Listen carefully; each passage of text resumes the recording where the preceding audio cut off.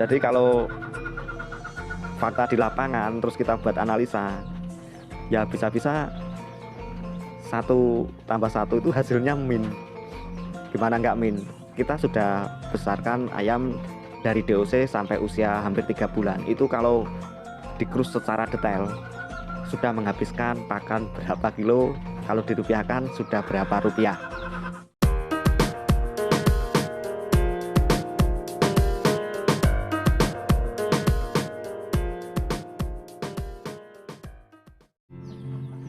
Halo peternak semuanya, di kesempatan kali ini kita coba berbagi pengalaman dalam beternak ayam kampung, khususnya beternak dengan skala rumahan. Dalam analisa beternak ayam kampung itu sangat menguntungkan. Bisa kita lihat banyaknya sumber yang membahas tentang keuntungan beternak ayam kampung. Namun di sisi lain, beternak ayam kampung itu tidak selamanya menguntungkan ya.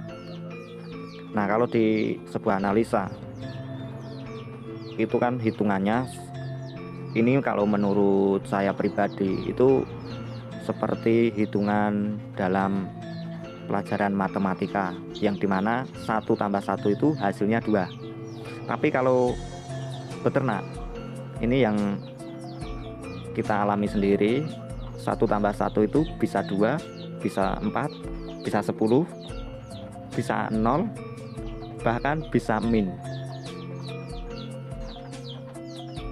Agar Anda tidak gagal paham, simak video ini sampai selesai ya.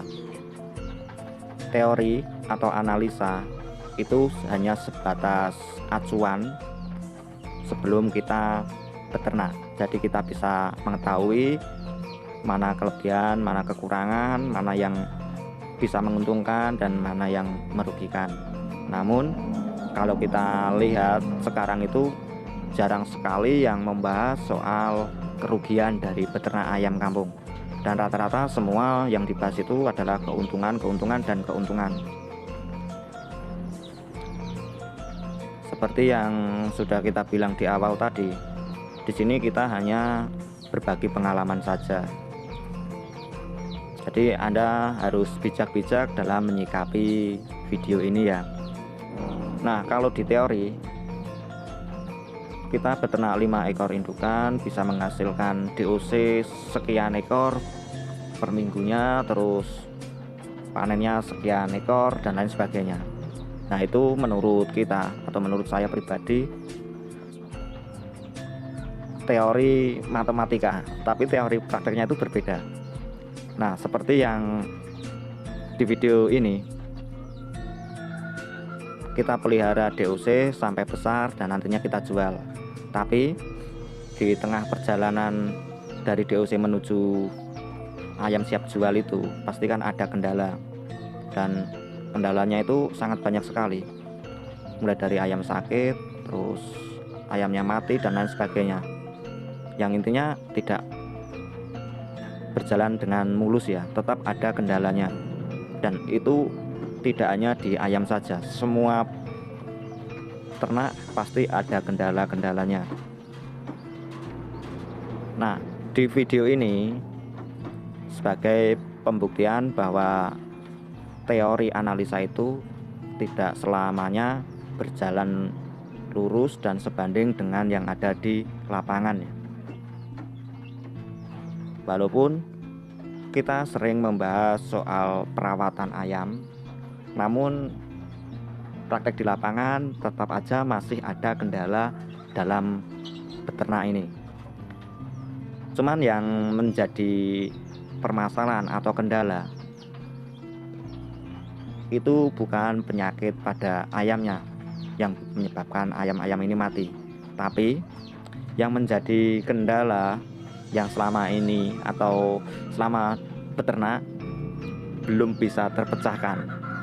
Mungkin Anda yang punya pengalaman atau punya cara bisa dibagikan di kolom komentar ya. Nanti bisa kita coba.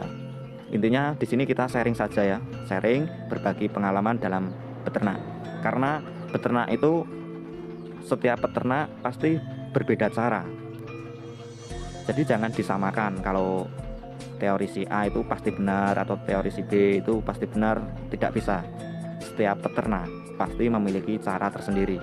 Jadi kalau Anda punya pengalaman dalam merawat ayam, khususnya pada kasus yang mau kita tunjukkan di video ini, nanti bisa dibagikan di kolom komentar ya. Untuk merawat dan membesarkan ayam yang selama ini menjadi kendala dan menjadi salah satu penyebab kita kurang fokus pada pembesaran, yaitu tingkat kanibal. Kalau soal ayam mati karena penyakit, mungkin di sini bisa dikatakan hampir 90% ayamnya tidak terserang penyakit ya. Tapi walaupun tidak terserang penyakit, tetap ada ayam yang mati. Dan kematian ini bukan karena penyakit, tapi karena kanibal. Jadi ayamnya dipatokin sama ayam yang satu kandang atau satu tetasan sampai ayamnya itu mati. Dan untuk mengatasi kanibal ini sampai detik ini kita belum bisa menemukan. Makanya kalau Anda punya pengalaman bisa di-share di kolom komentar ya. Sebenarnya kita tahu kalau yang menjadi permasalahan di kandang kita itu adalah kanibal, dan sudah banyak cara, banyak upaya kita lakukan, mulai dari penambahan porsi makan, terus penambahan mineral dan lain sebagainya udah kita coba, dan hasilnya itu tetap sama, masih ada yang kanibal. Dan pernah juga kita cek, kita lihat mana ayam yang paling dominan yang menjadi penyebab kanibal, itu sudah kita singkirkan, kita pisahkan sendiri, dan nanti akan tumbuh lagi. Nanti ada lagi yang menjadi biang dari ayam kanibal itu. Walaupun ayamnya sehat semua, tidak ada yang sakit atau bekas luka, tapi tetap aja dipatokin sama temennya. Nah, ini yang masih menjadi PR. Dari kasus ayam kanibal ini pernah kita alami ya sekitar 20 ekor lebih. Usianya itu sudah besar-besar, sudah di hampir 3 bulanan. Dari 20 ekor lebih itu hanya sisa 10 ekor. Dan kejadian itu terulang kembali. Sampai di sini kita bingung untuk menaruh ayam-ayam yang menjadi korban dari kanibal. Di sini ada, terus di sini ada. Yap, kandang-kandang ini sampai penuh, cuman untuk memisahkan ayam yang menjadi korban kanibal. Dan kalau tidak kita pisahkan, bisa-bisa habis dibantai temannya sendiri. Makanya untuk teori yang dikatakan 1+1 hasilnya pasti 2, itu menurut kita hanya teori matematika. Dalam praktek peternak ya seperti yang kita jelaskan tadi, walaupun dalam teorinya seperti itu, praktek di lapangan banyak ayam yang mati karena kanibal tadi ya. Jadi kalau fakta di lapangan terus kita buat analisa, ya bisa-bisa 1+1 itu hasilnya min. Gimana nggak min? Kita sudah besarkan ayam dari DOC sampai usia hampir 3 bulan. Itu kalau dikrus secara detail sudah menghabiskan pakan berapa kilo, kalau dirupiahkan sudah berapa rupiah. Jadi teori analisa itu hanya sebagai acuan saja ya. Jadi kalau punya 5 ekor indukan, terus petelur sekian, netas sekian, besarnya sekian, itu kan teori. Prakteknya ya seperti punya saya ini, punya DOC 20-an ekor lebih dan sampai besar. Alhamdulillah itu hidup semua.